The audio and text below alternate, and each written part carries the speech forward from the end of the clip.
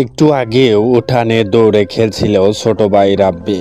চারিদিকে যখন আলোকসজ্জায় সজ্জিত, ঘরে ঘরে সাজানো হয়েছে লাইট দিয়ে। পুরো রাস্তার উপর দিয়ে ঝিলিমিলি ঝিলিমিলি জ্বলছিল রং বেরঙের লাইট। বড় বোন ঋতুর বিয়ে, সেই আনন্দে খুশিতে আত্মহারা ছোট ভাই।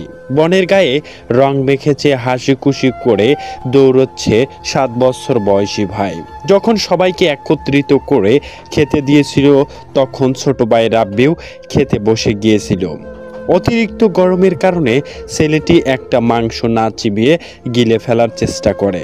এতে মাংসের টুকরোটা গলার মাঝখানে আটকে গেলে ছেলেটি ছটফট করতে থাকে। ইতিমধ্যে প্রতিবেশী যুবক ফয়সাল ছেলেটিকে ধরে গলার মধ্যে হাত দিলে মাংস না বেরোলেও গলা থেকে বেরোতে থাকে রক্ত। এতে ছেলেটি দম বন্ধ হয়ে ঘটনাস্থলেই মারা যায়। জানা যায়, বোনের বিয়ের দিন মাংস খেতে গিয়ে গলায় আটকে ভাইয়ের করুণ মৃত্যুর ঘটনা ঘটে রাজবাড়ীর বালিয়াকান্দি উপজেলার শিমুলতলী গ্রামে। একমাত্র ভাইকে হারিয়ে বোনের বিয়ের অনুষ্ঠান যেন নিমিষেই শেষ হয়ে গেল।